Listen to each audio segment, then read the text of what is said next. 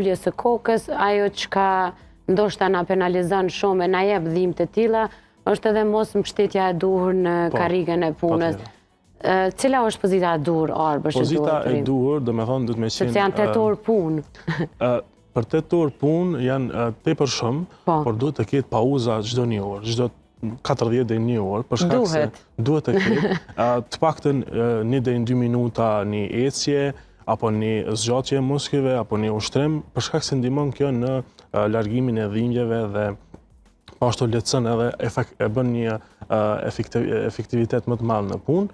Qëndrimi gjatë zyreve duhet të jetë, domethënë, në 90 shkallë.